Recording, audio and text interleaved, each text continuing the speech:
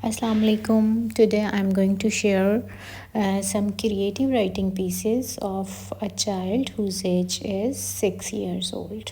और ये सब एक ही बच्चे की है। शेयर करने का purpose that how to bring your own child up to this stage कि उसे कोई भी टॉपिक दिया जाए तो वो उससे ईजीली लिख सके. Let's share.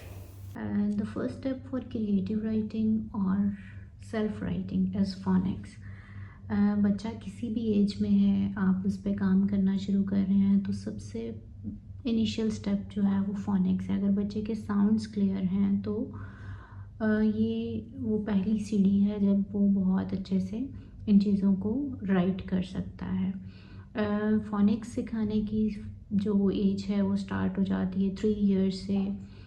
कुछ बहुत शार्प एक्टिव बच्चे वो 2.5 से भी फोनिक्स को अच्छे से अंडरस्टैंड करना शुरू हो जाते हैं. जब बच्चा फोनिक्स को बहुत अच्छे से समझ गया है, उसको आइडेंटिफिकेशन हो गई है, तो फिर हम उसको जंप कराते हैं ब्लेंडिंग ऑफ लेटर्स पे, जिसमें 2 लेटर साउंड आ जाते हैं और डायग्राफ्स आ जाते हैं और डिफरेंट स्पेशल केस साउंड्स आ जाते हैं. जैसे CH का साउंड है, SH का साउंड है, जो बच्चे को सेकंड स्टेप दूसरी सीढ़ी पे लेके जाते हैं कि वो वर्ड मेकिंग और वर्ड रीडिंग से पहले इन 2 चीज़ों को अच्छे से सीख जाए.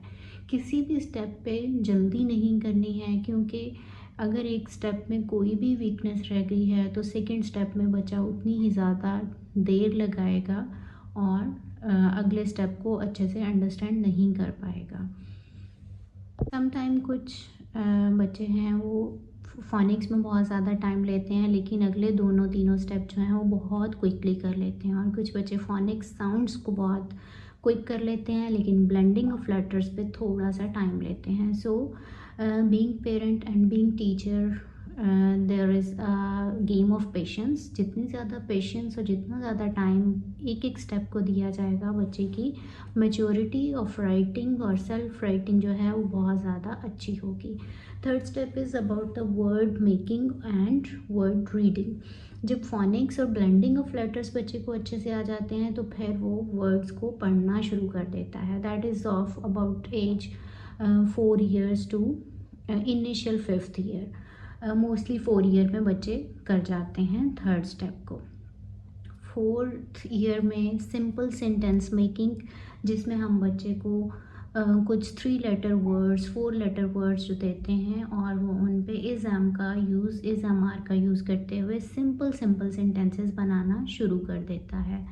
और जब सिंपल सेंटेंसेस बच्चे ने बनाना शुरू किए, लाइक एक दिन में उसने अगर 5 सेंटेंस बना लिए, please don't go on the second step के कॉम्प्लेक्स देना शुरू करते हैं. आपको 4th स्टेप पे ऑलमोस्ट 1 मंथ उसको प्रैक्टिस के लिए देना है. सम टाइम 2 मंथ्स भी दें. जितना ज़्यादा मैच्योरिटी उसकी सेंटेंस मेकिंग में आ जाएगी, वो उसको कॉम्प्लेक्स सेंटेंसेस बनाना बिल्कुल मुश्किल नहीं लगेगा, बल्कि आपके सिखाने से पहले ही वो खुद से कोशिश करना शुरू कर देगा कि वो थोड़े लंबे सेंटेंसेस बनाए.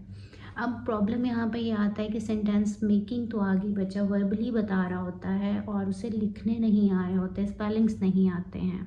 अगेन जब स्पेलिंग में डिफ़िकल्टी आ रही है, फिर हम पहले और दूसरे स्टेप का फिर से सहारा लेंगे बच्चे को फोनिक्स के थ्रू. जब वर्बली वो बोल रहा है, लाइक बच्चा बोल रहा है कि उसको सेंटेंस ही लिखना है, तो सेंटेंस इस तरह से उसको हम लिखवाएंगे. और बहुत कम वर्ड्स ऐसे होते हैं कि जिसमें बच्चा बिल्कुल अटक जाता है. मोस्टली जब हम उसको फोनिक्स के साथ सिलेबल करके लिखवाते हैं तो बच्चा अपनी राइटिंग के most of the time spellings खुद ही लिखना शुरू हो जाता है. जिस बच्चे की राइटिंग मैंने आपके साथ शेयर की, it is same all these things कि अब उसकी राइटिंग और फेबल्स और स्टोरीज़ लिखने का ये है कि उसे कुछ भी बताना नहीं पड़ता है. मोस्ट ऑफ द टाइम वो अपने सारे के सारे जो वर्ड्स के स्पेलिंग्स हैं वो खुद से राइट करता है. Next step is making long complex sentences. जब बच्चा 4th स्टेप को एंजॉय करना शुरू कर देता है तो वो ऑटोमेटिकली खुद ही जंप कर लेता है. पेरेंट और टीचर को उसको कॉम्प्लेक्स सेंटेंसेस पे जंप करवाने की ज़रूरत नहीं पड़ती है. पे हम बच्चे को सिंपल टॉपिक्स देते हैं जिस पे वो 5 से 6 जुमले, सम टाइम 8 सेंटेंसेस, वो उसकी इंजॉयमेंट पे डिपेंड करता है। वो अगर 5 सेंटेंसेस को ज़्यादा इंजॉय करके लिखता है तो ऑन डेली बेसिस और on weekly basis, thrice in a week, तो उसको आप क्रिएटिव राइटिंग के टॉपिक्स दें, like chair, cat, cloth, dress, face, eyes, कोई भी ऐसा टॉपिक जिस पे आपको लगता है कि मेरे बच्चे की ग्रिप ज़्यादा है, उसको उससे रिलेटेड टॉपिक दें। Reason is that, why related topic, reason is that कि जितना इन्जॉयमेंट और जितनी इन्फॉर्मेशन उसके पास है, अगर वो उससे रिलेट हो करके लिखेगा तो वो ईजी होगा।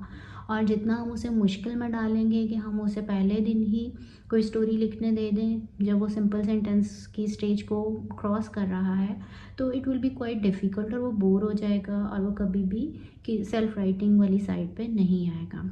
आफ्टर दैट जब कॉम्प्लेक्स सेंटेंसेस शुरू हो गए और बच्चा डेली अगर एक सेंटेंस भी इसमें ऐड करता है, लाइक आपने 4 से स्टार्ट किया कि 4 सेंटेंस एक टॉपिक पे लिखने हैं, फिर आप एक हफ्ते के बाद 5 सेंटेंसेस पे चले गए, देन आफ्टर अ वीक 6, 7, 8, तो उसके बाद बच्चे के पास इनफ मटेरियल आ जाता है कि वो पैराग्राफिंग पे आ जाए।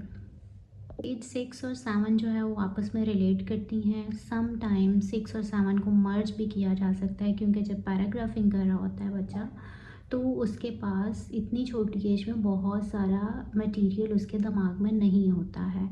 तो उसमें क्या उसकी हेल्प की जा सकती है कि उसके साथ बैठ के आर्टिकल्स पढ़े जाएँ, उसके साथ बैठ के कोई भी रिलेटेड टॉपिक की बुक पढ़ी जाए, या कोई भी ऐसी वीडियो या ब्लॉग या कोई भी न्यूज़पेपर, मैगज़ीन, कुछ भी ऐसा रीड आउट किया जाए कि जो टॉपिक आप उसे नेक्स्ट वीक के लिए देना चाह रहे हैं, उससे टाइम से बहुत पहले ही आप उसके साथ वो इतना सारा मटेरियल, इतनी सारी इन्फॉर्मेशन डिस्कस कर चुके हों कि वो ईज़िली उस चीज़ को एक्सेप्ट भी कर ले और इन्जॉय करके लिखे। Hope so this all steps you understand. If you have any query about it you can discuss with me in comments and I will explain that more. Thank you.